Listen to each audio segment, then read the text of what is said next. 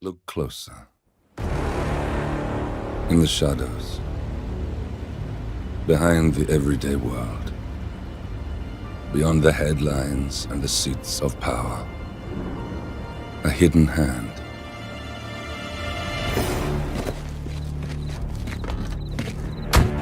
A kind of company known as Providence.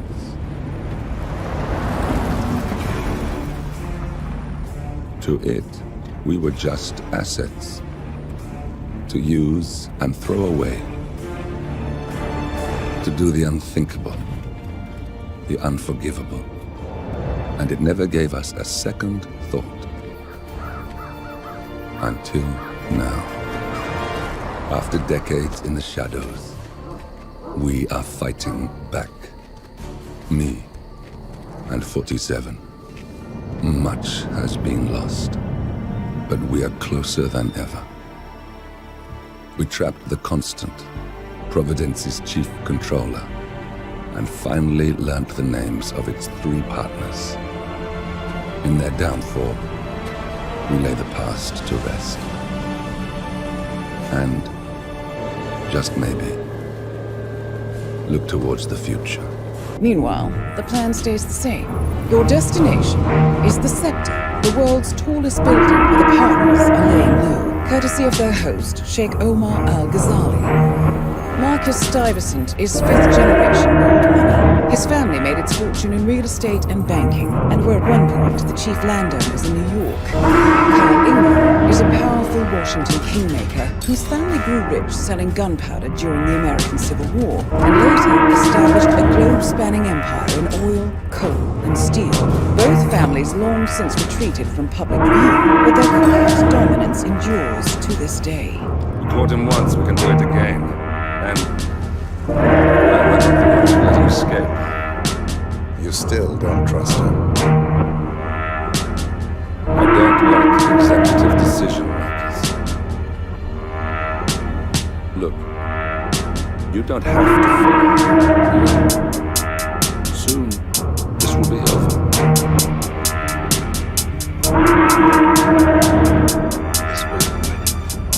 How did you... Really?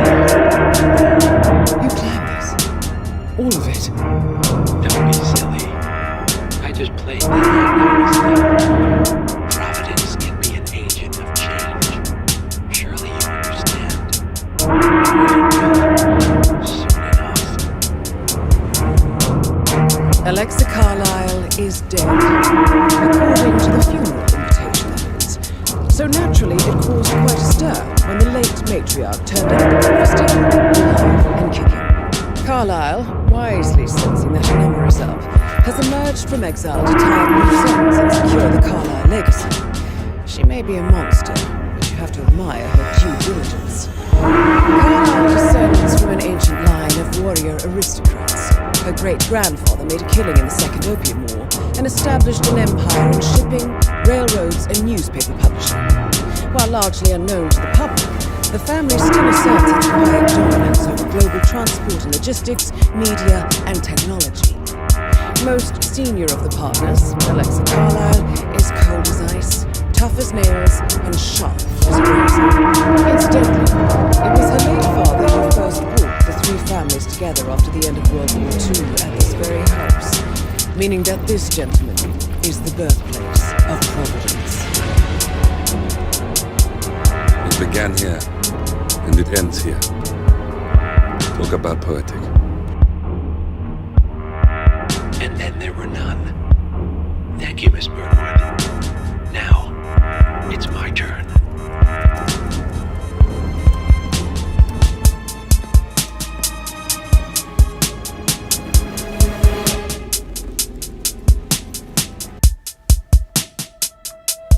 You think you've won? 47 is out there, and 47 never misses his mark. Neither do you, Miss Burnwood. That's what makes you valuable. It just goes to show you can't fight power, Miss Burnwood. Power never dies, it only changes hands. The best you can do is claim it. As the next constant, you can be the agent of change.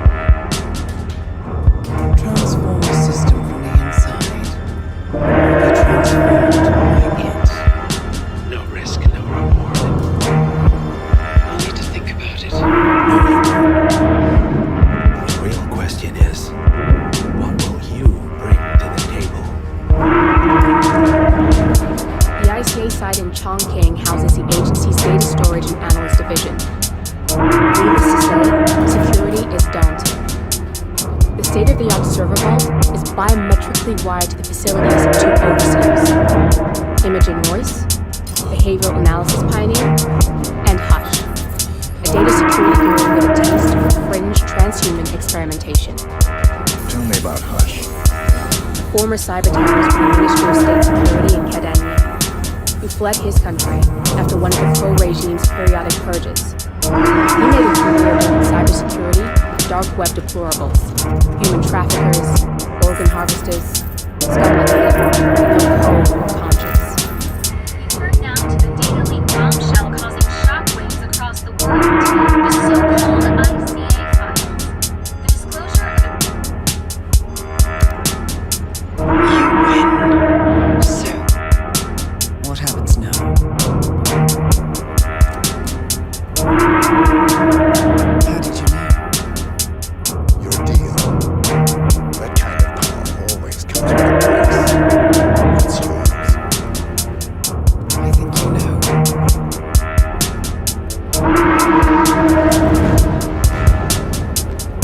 I am sorry. This is a necessary evil. What have you done? Ether Brown's neurotoxin transfers my attention. See, Edwards learns by his mistakes, 47. And as you've clearly demonstrated, brute force is futile. It had to be me. That is the only way. This close. Providence used you, but I'm no better. All I saw was a blank slate, a weapon to wield. I told myself it was what you needed, but people aren't meant to be controlled. This is a kindness. Goodbye, Agent.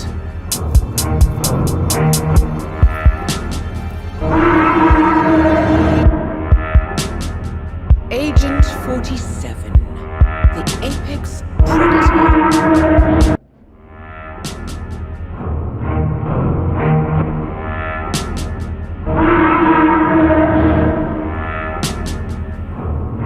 Always hiding behind the headlines.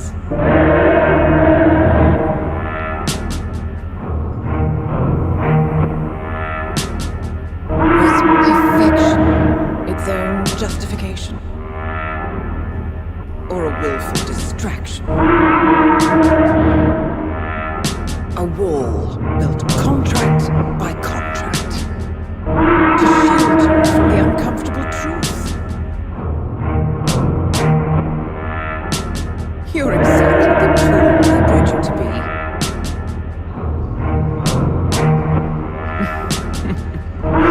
Quite a piece of work you are. How could you possibly function on your own? You never even had a name. Until I gave you one. That's him. Burnwood never ceases to surprise me. Really, the most singular individual. And to think she wanted me to put you down. Lucky for you, I never throw away anything useful. Prepare the sun. Forgetting's not so bad. You've done it before. What's he doing? Is he still looking at us? I'm afraid so. Or Sap just won't accept his days are done. Perhaps I should take him out to the woods and set him free. Oh, it's a classic. He was a loyal tool. But everything goes the way of the horse and cart eventually. I couldn't agree more. Once you dispose of Edwards, I will dismantle Providence from the top down. You will find me over. All you have to do is embrace the past.